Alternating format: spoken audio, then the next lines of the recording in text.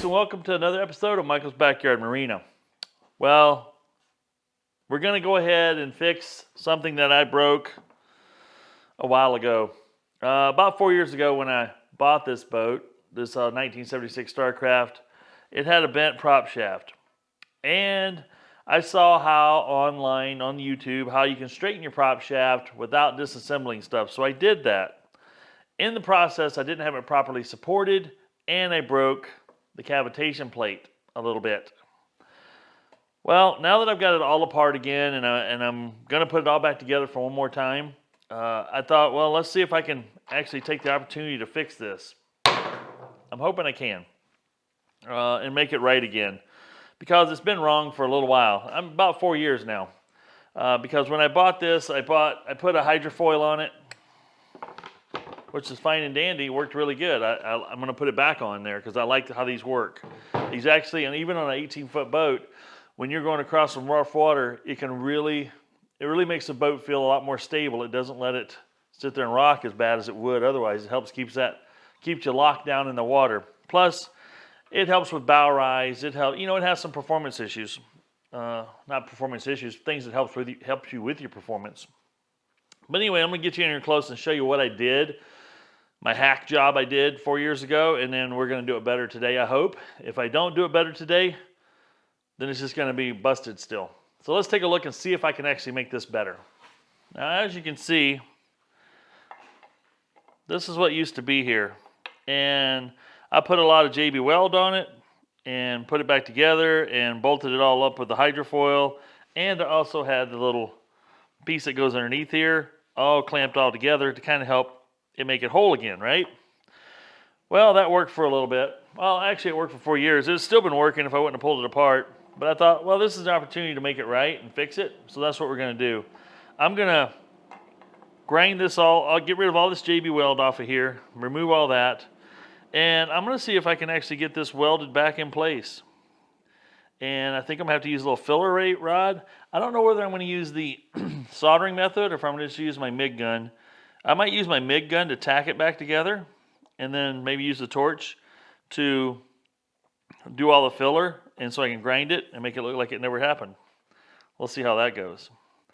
All right, let's get the grinder out and see if we can get it down to bare metal and see what we got to deal with.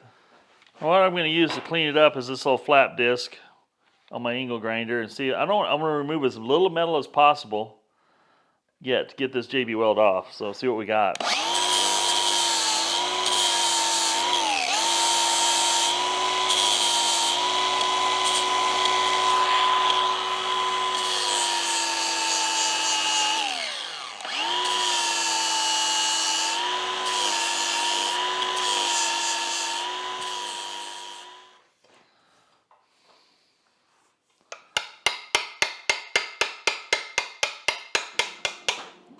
Alrighty, now that I have the broken pieces back in place here, I've got all the JB Weld off of it.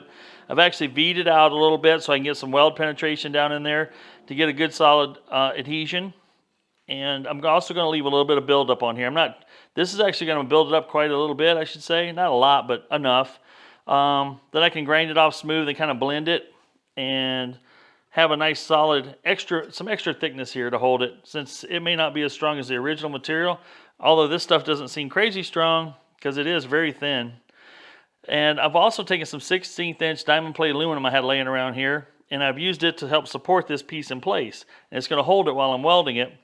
The other thing, if I actually melt some of that solder goes through and sticks to this, not a big deal. I can grind that off on the other side because it's very thin. I can break off what I don't need, and I can do a little blending on the other side as well. So it should turn out pretty good. I am hoping this works well. If it does work well, obviously you're seeing it in the video. If it doesn't work well, I'm going to keep it a secret. Not really.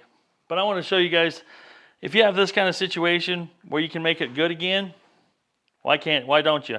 The nice thing is on this particular gearbox, I'll back you up a little bit here now. On this particular gearbox, all your plastics and pump pieces are clear back here, so you can get this pretty hot. This is going to dissipate a lot of heat. This is going to get warm, but it's really not going to hurt anything past here. There is absolutely nothing, for this space right here for it to hurt. Now the rod I'm going to be using is this US forge. I bought this at a local big box store. It works really good. It's 1/8 inch. It's self-fluxing aluminum. It's part number 02532. I'll try to find a link for this, and if I do find a link on the interweb where you can buy this stuff, I will leave you a link to do so. Also, the other piece I'm using is this mag torch, and I'm using some matte pro gas from Worthington. We're gonna do this upright, I hope. Let's see if we can get started.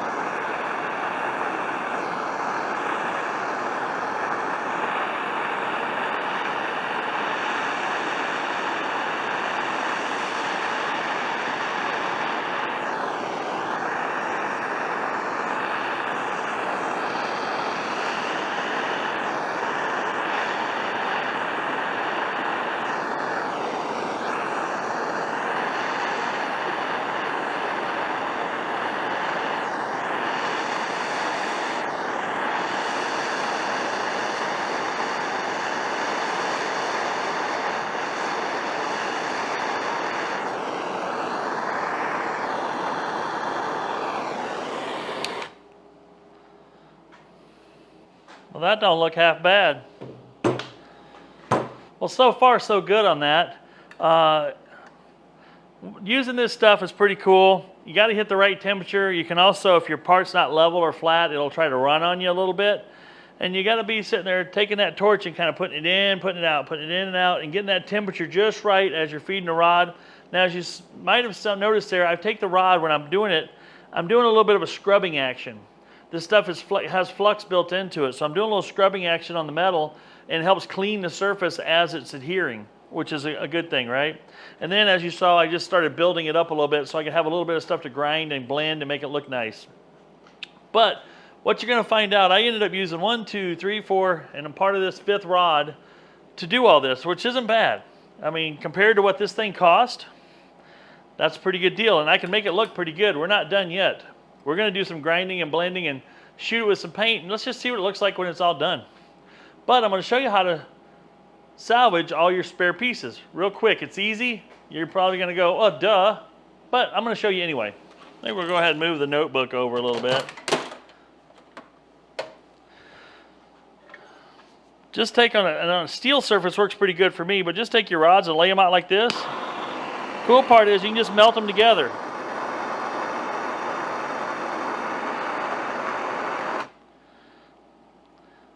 Once it turns solid, go to the next one.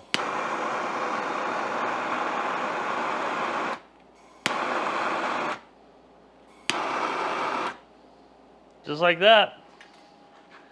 You got yourself one piece that you can use all of it on now. Don't waste, zero waste. That's what I like about this stuff. All right, that'll be ready for next round for me. Because you know me, I'm going to break something. Okay, so we put a lot of heat back here. Let's just see how much heat creep happened up this way. So right back here, we're still running about 200 degrees Fahrenheit. 190, 128, 124. So you can rest your hand on that. So anything that was seal-wise up here will be not even impacted. About 233, 234 there. But like I said, everything from here forward, from here back, there's nothing you're going to hurt. Cool part is now I'll set a fan up on here, and we'll blow a fan on it and cool it down a little quicker.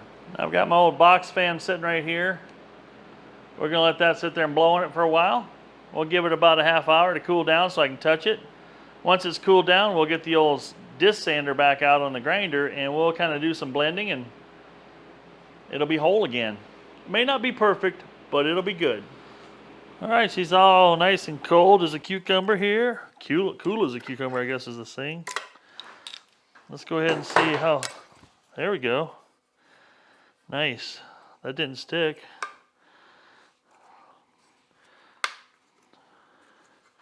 This one stuck a little bit harder, but she pops right off, cool.